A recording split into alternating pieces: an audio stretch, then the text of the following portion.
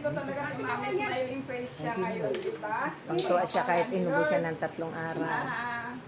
Masaya ang mukha ni Mami. Kanina, pagdating ko, napupunak agad yung mukha niya. Siyempre, maaga kayong dumating. Kaysa naman kasi, late na kayo. Pero ganun pa man, Mami. Kahit mo sabihin alas 4 na, wala naman tayong hinahabol na oras. Malaga, makakapagawain tayo kasama natin ang ating Panginoon. Na Tutulungan niyo alas 4 pag kayo niya agad, napunta ka rito, tutulungan niyo si Mami, maglilinis kayo. Kanya, maghuhugas kayo ng pinggan. Saya kami nagkukwentuhan. Yun nga, nakita ko kasi Mami na masarap ang bukas ng mukha niya na.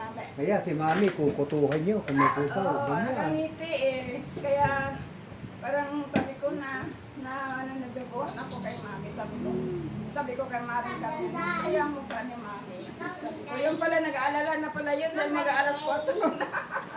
Ganun pa man. Tuloy pa rin ang gawain natin. No? God is good talaga. Dahil dito marami tayo na tinawag ng ating Panginoon. Talagang pag-araw ng Miyerkules, nag-aalala si Mami, 2-3 lang. Pero ngayon, praise the Lord. Marami tayo. Amen. Amen. Ang kasama natin. Amen. Amen.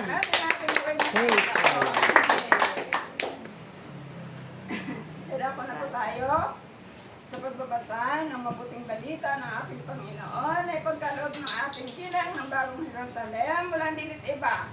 Ginantes Escario.